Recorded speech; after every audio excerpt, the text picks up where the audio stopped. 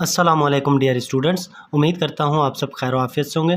अच्छा, हमने अल्कलाइडल प्लांट्स और ग्लाइकोसाइडल प्लांट्स डिस्कस कर लिए थे प्रीवियस क्लासेस में। उनकी स्ट्रक्चर्स का मैंने आप लोगों से कहा था कि मैं अलग से एक लेक्चर बना के अपलोड करूँगा। तो सबसे पहला हमारे पास था सिनकोना बार्क। सिनकोना बार्क के अंदर हमारे पास जो कॉन्स्टिट्यूएंट्स थे क्यूनिन, क्यूनिडीन, सिनकोनिन और सिनकोनिडीन था। तो सिनकोना में जैसे हमने पढ़ा था पहली चीज़ कि ये क्यूनोलीन अल्कलाइड्स है।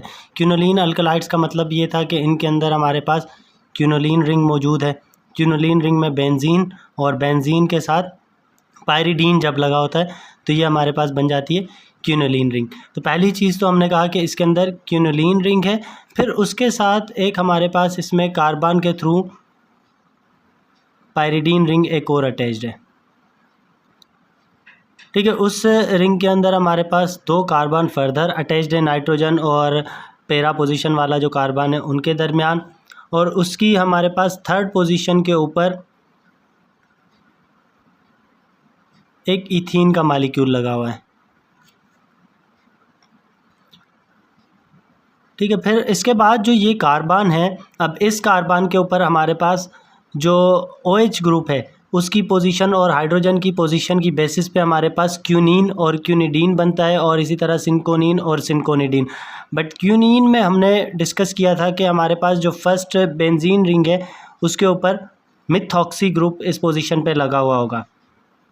ठीक है, तो क्यूनिन में हमारे पास ये बेसिक स्ट्रक्चर हो गई। इसके अलावा बाकी हमारे पास जो ये ग्रुप यहाँ पे कार्बन के ऊपर अटैच्ड है, इसमें जो हाइड्रोजन होगा वो अल्फ़ा फॉर्म में होगा। अल्फ़ा का मकसद ये है कि वो डॉटेड लाइन से रिप्रेजेंट होगा, जबकि OH ग्रुप जो यहाँ पे लगा हुआ है वो हमारे पास बीटा फॉर्म में होगा। तो ये बन जाएगी हमारे पास क्यूनिन की स्ट्रक्चर।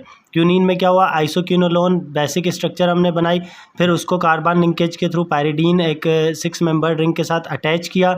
अटैच करने के बाद उस पर थर्ड पोजीशन पे इथीन लगा हुआ है, जबकि जहाँ पे कार्बन का लिंकेज था वहाँ पे हमारे पास हाइड्रोजन और OH, हाइड्रोजन अल्फ़ा फॉर्म में, OH बीटा फॉर्म में अगर लगे हुए हैं तो ये हमारे पास हो गई क्यूनिन, और जबकि इसकी बेंजीन के साथ मिथॉक्सी ग्रुप भी है। अब क्यूनिन से ही हमने अगर क्यूनिडीन बनाना है तो सिंपली कुछ भी नहीं है, सिर्फ एक आपने OH और हाइड्रोजन की पोजीशन को चेंज कर देना है, बाकी सारा सेम आप स्ट्रक्चर बनाएं। क्यूनोलिन, क्यूनोलिन के ऊपर मिथॉक्सी ग्रुप, मिथॉक्सी ग्रुप के बाद कार्बन के थ्रू ये लिंक हुआ है पायरीडीन के साथ, फिर उसके अंदर दो कार्बन, और इसी तरह से जैसे पहले हमने इथीन बनाया। ये सारी अटैचमेंट के बाद जो अब OH और हाइड्रोजन लगा हुआ था इस कार्बन के ऊपर, उसकी पोजीशन चेंज हो जाएगी। हाइड्रोजन पहले अल्फ़ा पे था तो वो अब बीटा पोजीशन पे हो जाएगा, और OH जो बीटा पे था वो अल्फ़ा पोजीशन पे आ जाएगा। तो ये हमारे पास बन जाएगा क्यूनिडीन की स्ट्रक्चर। अब नेक्स्ट हमारे पास सिनकोनिन और सिनकोनिडीन। सिनकोनिन और सिनकोनिडीन का हमने पहले ही डिस्कस किया था कि क्यूनिन की डीमिथॉक्सिलेशन हो या क्यूनिडीन की डीमिथॉक्सिलेशन हो तो सिनकोनिन और सिनकोनिडीन रेस्पेक्टिवली हमारे पास बनते हैं। तो सबसे पहला क्यूनिन की डीमिथॉक्सिलेशन मतलब ये मिथॉक्सिल ग्रुप रिमूव हो जाएगा, बाकी आपकी सारी स्ट्रक्चर सेम रहेगी। ठीक है, क्यूनोलोन रिंग है, क्यूनोलोन के पास कार्बन के थ्रू ये 6 मेंबर रिंग से लिंक्ड है।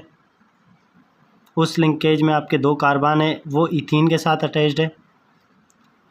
देन उसके अलावा यहाँ वाला जो मिथॉक्सी था वो रिमूव हो गया हमने कहा, बाकी आपका जो था अल्फ़ा हाइड्रोजन और बीटा पोजीशन पे OH सेम रहेगा। तो ये बन जाएगा हमारे पास क्यूनिन से सिनकोनिन। सिनकोनिन में भी अल्फ़ा हाइड्रोजन है और क्यूनिन में भी अल्फ़ा हाइड्रोजन है। नेक्स्ट हमारे पास सिनकोनिडीन। सिनकोनिडीन में भी सिमिलर जैसे क्यूनिडीन की हमने स्ट्रक्चर बनाई थी, बस उससे जो मिथॉक्सी ग्रुप था वो हम रिमूव कर देंगे, बाकी सारी आपकी स्ट्रक्चर सेम रहेगी क्यूनिडीन वाली। कार्बन के थ्रू ये लिंक है, उस लिंकेज के अंदर दो carbon, then ethene group attach किया।